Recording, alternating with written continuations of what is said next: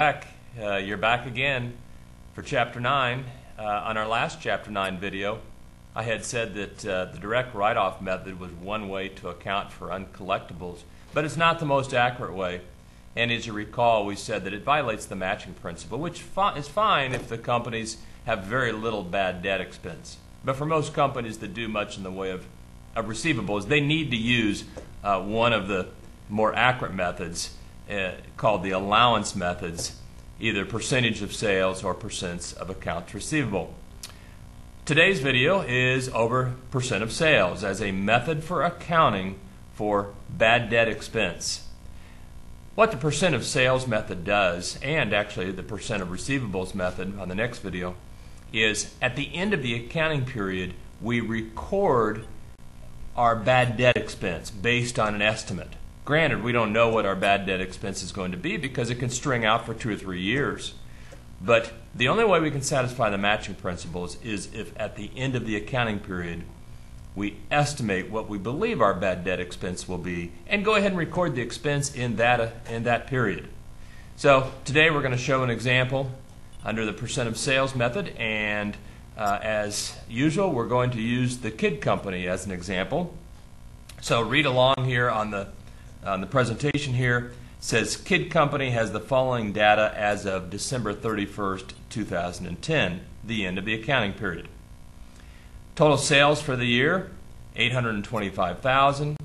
Our accounts receivable balance is $275,000. The allowance for doubtful accounts, that's an account we're going to discuss in this video, a new account, it has a $500 debit balance. That allowance for uncollectibles, or allowance for doubtful accounts, is actually a contra asset account. Because when we estimate our uncollectibles, or our bad debt expense, we're going to go ahead and record the bad debt expense when we don't actually know what receivables are bad yet. So we can't credit the receivables because we don't know which ones are going bad. We just know in the future some of them are going to go bad. So instead, what we do is we credit this allowance account. It is a contra accounts receivable account. The normal balance actually of allowance is a credit balance. Right now it has a debit balance as of December 31st, 2010. All right, let's go on here. Bad debt is estimated to be 1% of total sales. And how we came up with that 1%, probably based at least partially on historical data. In this class, we don't need to worry about coming up with the percents. That will always be given to you. The estimates will always be given to you. We're saving that for a more advanced class. So what we need to calculate is the estimated bad debt, and then we need to make the proper adjusting entry. Very simple calculation here. We said that our bad debt is about 1% of sales. So all we do is take 1% of the sales. As illustrated on the next slide down at the very bottom there, you can see my calculation there. I just took our sales of $825,000 times 1%, and that gave me an estimated uncollectible of $8,250. So now we need to make the journal entry. It's December 31st, 2010, the end of the accounting period. And as you can see at the bottom of the next slide, we make an adjusting entry. This is the adjusting entry we're going to make 100% of the time for bad debt expense. We debit bad debt expense for the $8,250. Remember, we did that calculation and came up with $8,250. Credit the contra accounts receivable account for $8,250. That's the exact amount that we made the estimate for, wasn't it? $8,250. Now we post that. As you'll see in the next video, we're going to post that to the T account, and you can see in the next video, or the next slide I should say, the T account for the allowance for doubtful accounts there.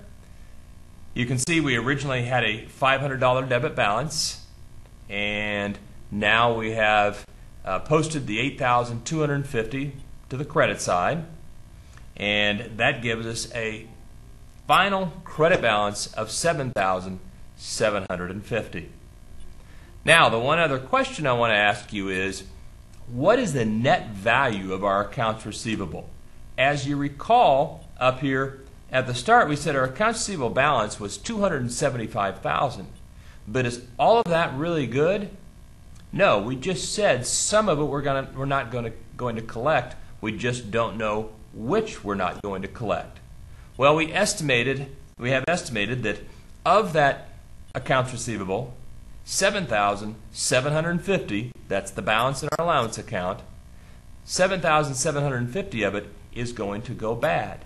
So to determine the net value of our accounts receivable, as you see in the bottom of the next slide, you'll see that we just simply take the accounts receivable balance of $275,000 minus the balance in the allowance account, $7,750, and that gives us a net accounts receivable of $267,250. So on our balance sheet, we will list an accounts receivable asset of $267,250. It's that simple. So that is working the allowance method of accounting for bad debt expense using the percentage of sales to estimate our uncollectibles. That's the end of that one.